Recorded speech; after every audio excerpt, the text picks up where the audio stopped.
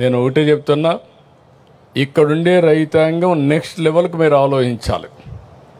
ఇక్కడ మీ ఎంపీ ఉన్నాడు.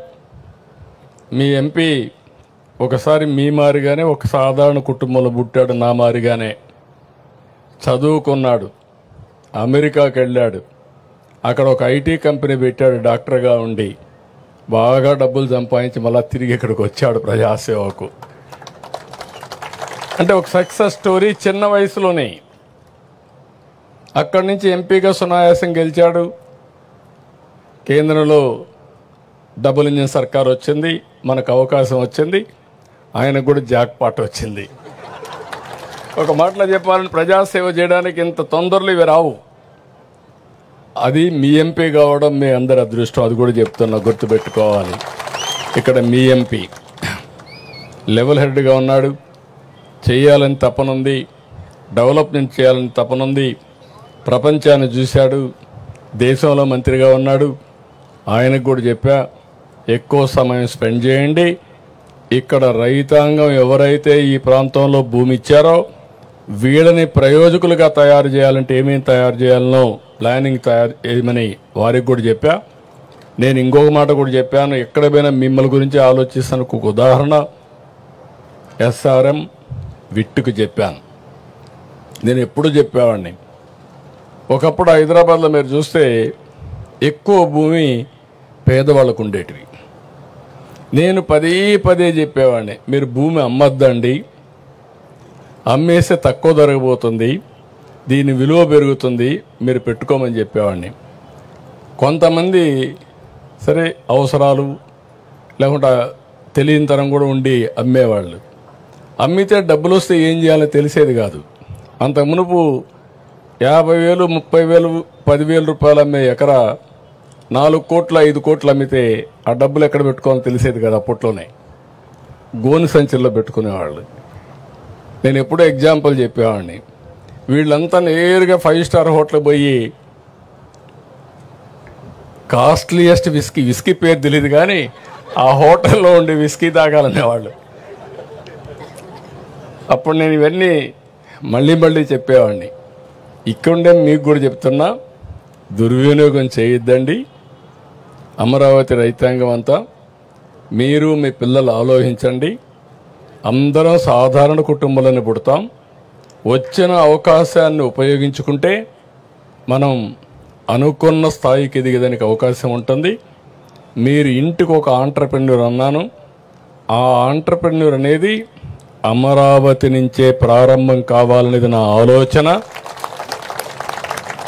ఇక్కడ విట్టు, ఎస్ఆర్ఎం, రేపు రాబోయే రోజుల్లో టెక్నాలజీ కోసం బిట్స్ పిలాని ప్రపంచంలో ఉండే యూనివర్సిటీస్ అన్నీ వస్తాయి. ఇక్కడే మీ భూమిలో మీరు చూస్తే క్వాంటమ్ కంప్యూటింగ్ వస్తూ ఉంది. క్వాంటమ్ వాల్యూగా డిక్లేర్ చేశాను.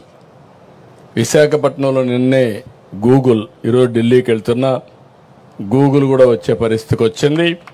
ఈ గూగుల్ వల్ల ఏఐ సునాయాసంగా డేటా సెంటర్ ఏఐ వస్తుంది. ఇవన్నీ కూడా మీరు గుర్తుపెట్టుకోవాల్సింది. నాకు కూడా అర్థమయ్యి ఇవన్నీ కాదు, నేను మొదటి నుంచి కూడా ఏదైనా అర్థం చేసుకొని ప్రపంచంలో ఏది జరుగుతుందో దాన్ని ముందు ఊహించి మన తెలుగు జాతికి అందించాలనేది నా ఆకాంక్షని మరొక్కసారి మీ అందరికీ తెలియజేస్తున్నా. ప్రధానమంత్రి గారు క్వాంటమ్ మెషిన్ పెట్టాడు, నేను క్వాంటమ్ కంప్యూటర్ అమరావతి తీసుకొచ్చా. ప్రధానమంత్రి గారు గ్రీన్ హైడ్రోజన్ మిషన్ పెట్టాడు, నేను ఆంధ్రప్రదేశ్ని గ్రీన్ హైడ్రోజన్ వ్యాలీగా తయారు చేస్తున్నా. అందరూ ఏ గురించి మాట్లాడుతున్నారు. హైదరాబాద్లో మీరు ఆ రోజు హైటెక్ సిటీ, ఐటీ, ఒకే ఒక నిర్ణయం, మీ ఊర్లో కూడా ఉంటారు. ప్రపంచంలో ఏ దేశానికి పోయినా హైయెస్ట్ పర్ క్యాపిటల్ ఇన్కమ్ ఎవరిదంటే తెలుగువారిది. అది తెలుగువారి యొక్క ప్రతిభని మరొకసారి మీ అందరికీ విజ్ఞప్తి చేస్తున్నా. ఇప్పుడు ఏ అయిపోయింది, డేటా సెంటర్, లేకపోతే క్వాంటమ్ కంప్యూటర్, ఇంకొక పక్కన ఎక్కడికక్కడ ఆర్టిఫిషియల్ ఇంటెలిజెన్స్. ఆర్టిఫిషియల్ ఇంటెలిజెన్స్ వల్ల నిర్ణయాలు చేయడం చాలా ఈజీ అవుతుంది, చాలా అక్యురసీ వస్తుంది. నేను ఇక్కడే ముగ్గురికి నారాయణ గారు చెప్తున్నా. నారాయణ గారు ఫస్ట్ నుంచి అసోసియేట్ అయ్యాడు, శ్రావణ్ కుమార్ ఫస్ట్ నుంచి అసోసియేట్ అయ్యాడు. మీతో సంబంధాలు పెట్టుకొని మిమ్మల్ని మెప్పించిన వ్యక్తులు. నేను అందుకే ఒక మాట చెప్పాను, మీరు కూడా గుర్తుపెట్టుకోవాల్సింది అన్నీ మీరే చేసేయంటే ఎవరు చేయలేం, కానీ మీరు బాగుపడడానికి దోహదం చేయడానికి హ్యాండ్ హోల్డింగ్ ఇవ్వడం మా బాధ్యత, ఇబ్బందులు లేకుండా చేయడం మా బాధ్యతని మరొకసారి మీ అందరికీ తెలియజేస్తున్నా. ఏదో మిమ్మల్ని మెప్పించడానికి నేను మాట్లాడడం లేదు, కానీ నాకు కూడా పనులు 176 ఉంటాయి. కానీ అన్నీ చేయకపోతే మళ్ళీ నేను రాబోయే రోజుల్లో 5 ఏళ్ల తర్వాత మీరు గుర్తుపెట్టుకోవాలి, ఒకసారి చేసిన తప్పుకు మీరెంత అనుభవించారో, నేనెంత అనుభవించానో, రాష్ట్రం ఎంత అనుభవించింది తెలిసింది. రాబోయే రోజుల్లో ఓటమి అనే మాట లేకుండా శాశ్వతంగా ఎన్డీఏ ఉండాలి.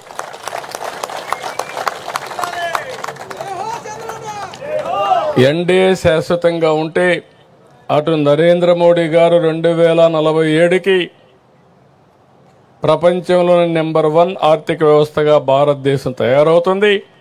దానికి ఇంజన్గా ఆంధ్రప్రదేశ్ రాష్ట్రం ఉంటుందని మరొకసారి మీ అందరికీ విజ్ఞప్తి చేస్తున్నా. అందుకే ఈరోజు జనసేన అధినేత పవన్ కళ్యాణ్ గారు, తెలుగుదేశం, బీజేపీ ముగ్గురం కలిసి మనం ముందుకు పోతున్నాం. ఇక్కడ ఉండే రైతాంగం కూడా మీరు గుర్తుపెట్టుకోవాల్సింది, మీరందరూ కూడా ఇంకా రాబోయే రోజు రైతు నుంచి పారిశ్రామికవేత్తలు కావాలి. ట్రాన్సిషన్. ఇంకా మీరు రైతు ఆలోచన చేశారంటే మళ్ళీ ఎక్కడికో పోయి ఒక 5 ఎకరాలు 10 ఎకరాలు భూమి తీసుకొని మళ్ళీ వ్యవసాయం చేయాల్సి వస్తుంది. కాదు, ఈ ప్లేస్ మారింది, ప్రొఫైల్ మారింది. మీ ఆలోచన మార్చాలి, మీరు కూడా బాగుపడాలి. రాష్ట్రంలో ఉండే ప్రతి ఒక్కరికి చెప్తున్నా, నేను ఎక్కడ ఏది చేసినా ప్రజల కోసం చేస్తా, భవిష్యత్ తరాల కోసం చేస్తా. మీరు కూడా సహకరిస్తే రాష్ట్రం అన్ని ప్రాంతాల్లో అభివృద్ధి చేసుకుంటాం. ఈ ఒక్క ప్రాంతం కాదు, విశాఖపట్నం దీనికంటే ఫాస్ట్గా వెళ్ళిపోతూ ఉంది. ఒకే ఒక నిర్ణయం, $10 బిలియన్ ఇన్వెస్ట్మెంట్ వచ్చింది. తర్వాత జూబ్లీ హిల్స్ వచ్చింది, తర్వాత సైబరాబాద్ వచ్చింది. సైబరాబాద్ వచ్చిన తర్వాత అబిడ్స్ని మర్చిపోయారు. ఇప్పుడు హైదరాబాద్ ఏదో పాత నగరం అయిపోయింది. అంటే ఈరోజు రాబోయే రోజుల్లో విజయవాడ, గుంటూరున్న, తెనాలున్న ఫ్యూచర్ సిటీ అమరావతి.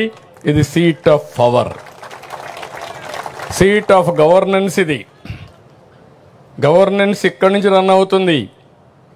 ఇది అయిన తర్వాత మొత్తం పెరగకపోతే మనం కూడా ఇది ఒక మున్సిపాలిటీ మారిగా ఉంటుంది. మీరు అందరూ గుర్తుపెట్టుకోవాలి.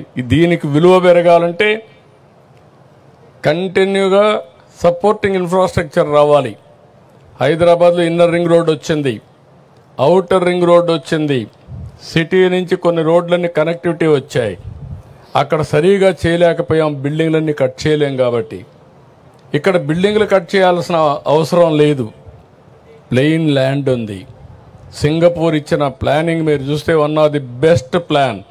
సీడ్ క్యాపిటల్, సీడ్, దీని తర్వాత ఏరియా, ఈ ఏరియా కోర్ క్యాపిటల్, ఆ తర్వాత ఏరియా మొత్తం కలిసి సిఆర్డిఏ ఏరియా మొత్తం రీజియన్ తీసుకొచ్చారు. దానికి 7 రాజధానులకు మన రాజధాని నుంచి 7 రోడ్లు పోతాయి డిఫరెంట్ స్టేట్స్కి. ఇవన్నీ కూడా మనకు రాబోయే రోజుల్లో చాలా ఉపయోగపడతాయి.